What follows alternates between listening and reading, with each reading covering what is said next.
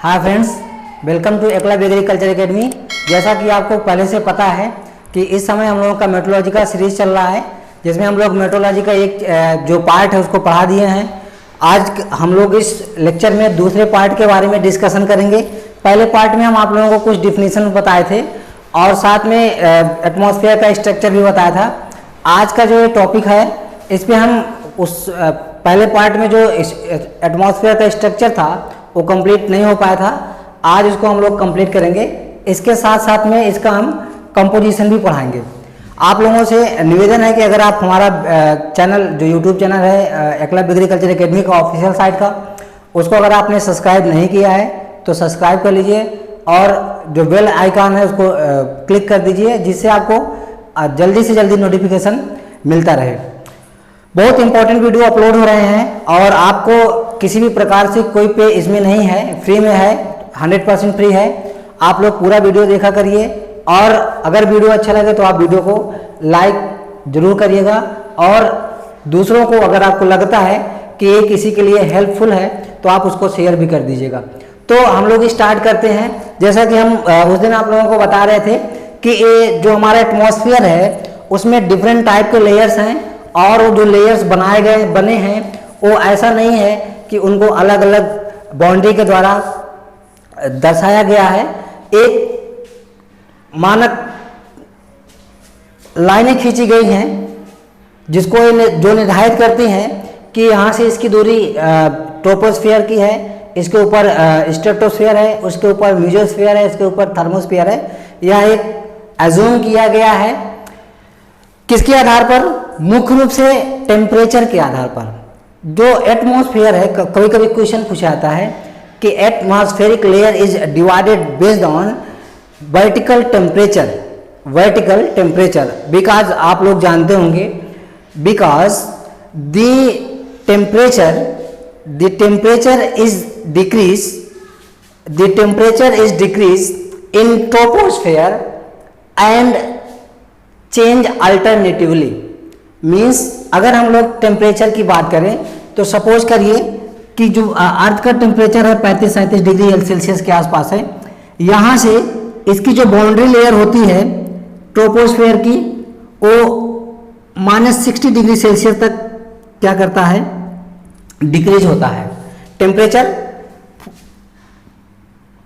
30 to 35 degree Celsius से -60 degree Celsius तक क्या होगा? डिक्रीज होता है। तो यहाँ पे दो क्वेश्चन बनता है। एक तो क्वेश्चन ये बनता है what is the temperature at the boundary point of the troposphere. Troposphere के बाउंड्री लेयर पे कितना टेम्परेचर होता है।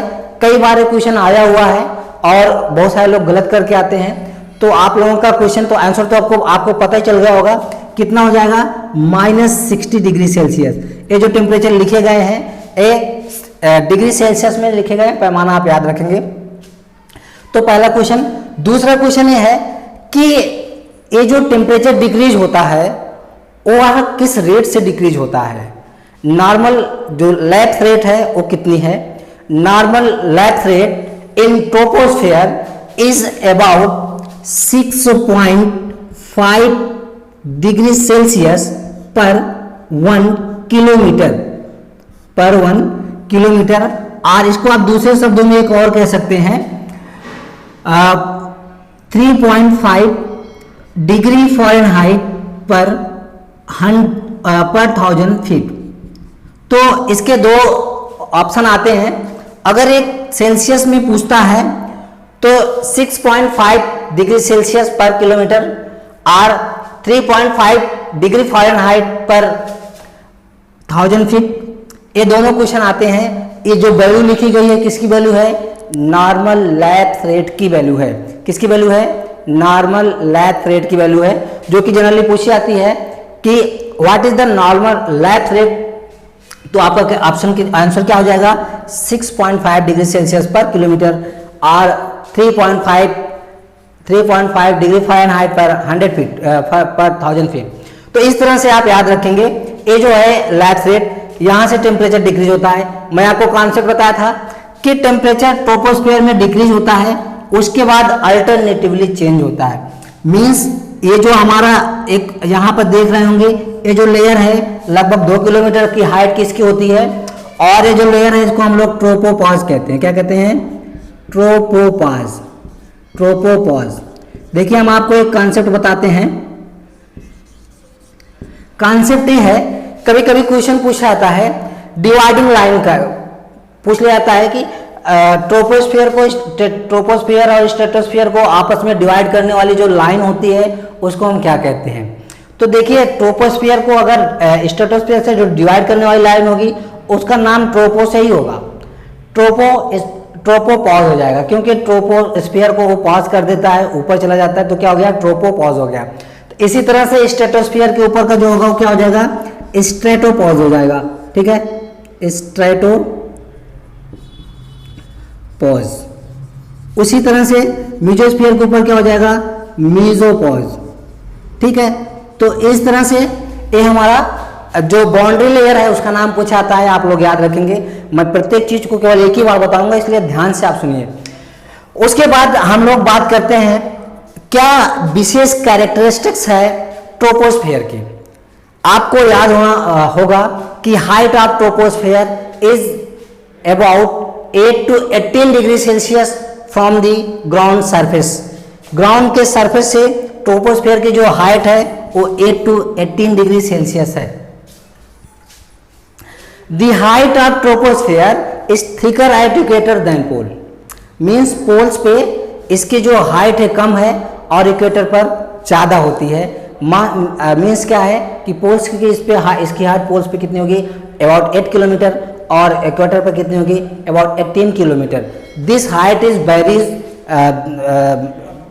Other books, some books have some written as 7 to 18 kilometre, 12 to 18 kilometre other then.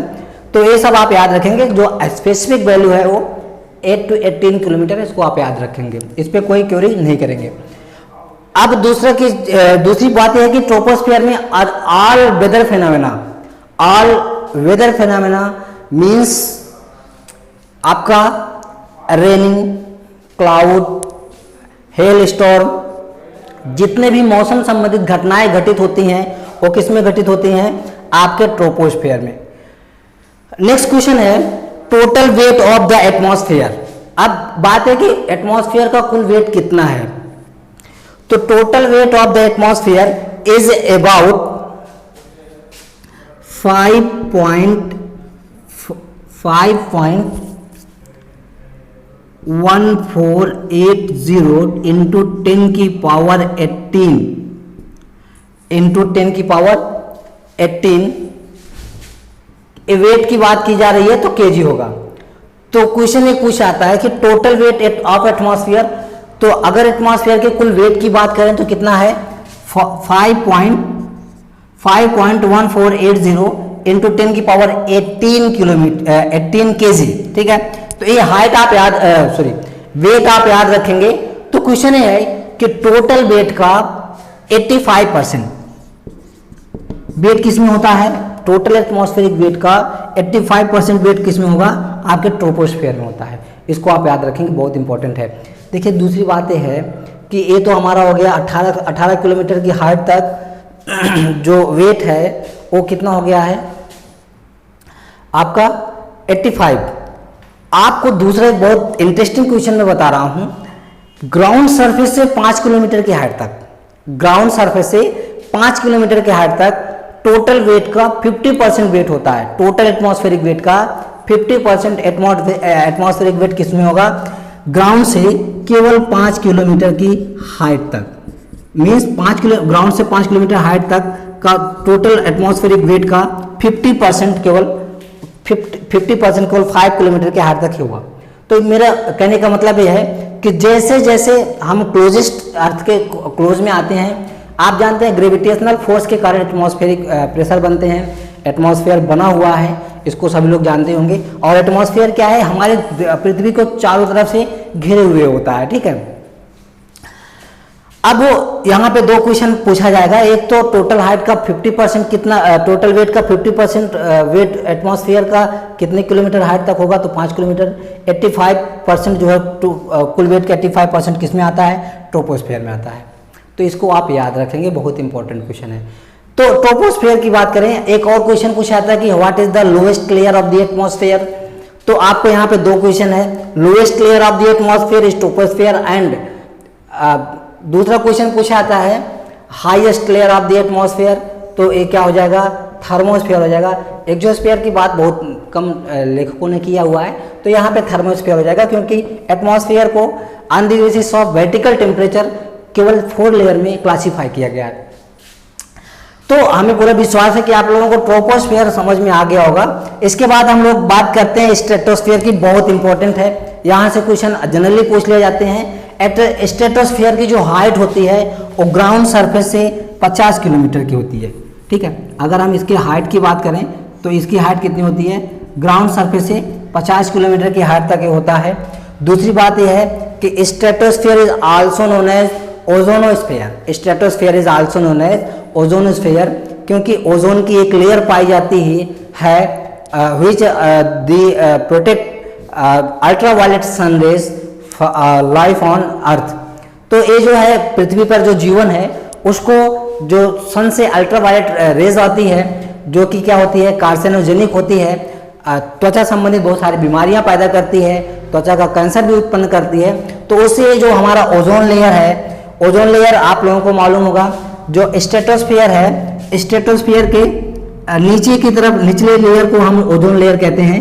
Ozone layer की बात अगर हम लोग करें, 20 से 30 किलोमीटर के हाइट पर ओजोन लेयर पाई जाती है। इसको आप याद रखेंगे, क्वेश्चन भी पूछा था कि ओजोन लेयर कितने हाइट पर अवेलेबल है, तो 20 से 30 किलोमीटर हाइट पर पृथ्वी ग्राउंड सरफेस से वो ओजोन लेयर पाई जाती है। ओजोन आप लोग मालूम है, ओजोन का जो फॉर्मेशन होता है, क्योंकि यहाँ पे टेम्परेचर बहुत ज़्यादा होता है, वार्मेस्ट लेयर होता है। स्ट्रेटोस्फेयर क्या होता है भैया, वार्मेस्ट लेयर होता है, इसको आप याद रखेंगे। वार्मेस्ट लेयर होने के कारण यहाँ पर टेम्परेचर बहुत ज़्यादा होता है, तो जो हमारा O2 है ये ऑक्सीजन मॉलिक्यूल में टूट जाता है, O में टूट जाता है, ठीक है, O+O में। और आप लोग जानते हैं O सिंगल रह नहीं सकता, तो प्रत्येक O जो है O2 से क्रिया करता है और O3 बना लेता है, तो इस तरह से ओजोन लेयर बन जाती है। देखिए ओजोन गैस भी एक ग्रीन हाउस गैस है। ग्रीन हाउस गैसों में सबसे ज़्यादा आप लोगों को मालूम है कार्बन डाइऑक्साइड होती है, 84%, 80% के ऊपर जो है शेयर करती है। तो ओजोन भी एक ग्रीन हाउस गैस है, इसको आप याद रखेंगे। लेकिन ओजोन लेयर जो है वो जो है क्या करती है, प्रोटेक्ट करती है अल्ट्रावायलेट रेज को, और कहाँ पाई जाती है, वो पाई जाती है स्ट्रेटोस्फेयर में। देखिए जितने भी इलेक्ट्रोमैग्नेटिक रिएक्शंस होते हैं, वो सारे इलेक्ट्रोमैग्नेटिक रिएक्शंस जो है वो कहाँ पे होते हैं, स्ट्रेटोस्फेयर में होते हैं। इसको भी आप याद रखेंगे। ओजोन दिवस आप हमें कमेंट करके बताएंगे कब मनाया जाता है। तो इसके बाद आपको मालूम है कि ये सबसे वार्मेस्ट लेयर होता है। अब इसके और मेसोस्फीयर के बीच का जो लेयर होता है उसको हम क्या कहेंगे, स्ट्रेटोपास कहेंगे। नेक्स्ट हम लोग बात करते हैं मेसोस्फीयर की। मेसोस्फीयर की जो हाइट है वो ग्राउंड सरफेस से 80 किलोमीटर की ऊंचाई पर है, और मेसोस्फीयर कोल्डेस्ट लेयर होता है। देखिए बात है कि अगर हम टेम्परेचर की बात करें तो जो हमारा टेम्परेचर है इसमें जो है 90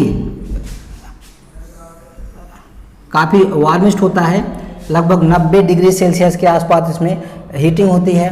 उसके बाद फिर हमारा जो मेसोस्फीयर है इसमें टेम्परेचर -90 डिग्री सेल्सियस डिक्रीज हो जाता है, तो ये हमारा कोल्डेस्ट लेयर हो जाता है। ठीक है भैया,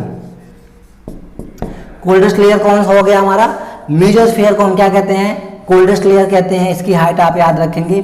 मेसोस्फीयर को आप याद रखेंगे। इसमें जो एक चीज़ और आपको याद रखना है कि जो ये डिवाइडिंग लाइंस होती हैं उनमें जो टेम्परेचर होता है वो कांस्टेंट होता है, टेम्परेचर उसमें घटता बढ़ता नहीं है। ठीक है, इसके बाद हम लोग बात करते हैं मेसोस्फीयर के बाद। देखिए मेटेओर जो होते हैं आप लोगों को पता होगा,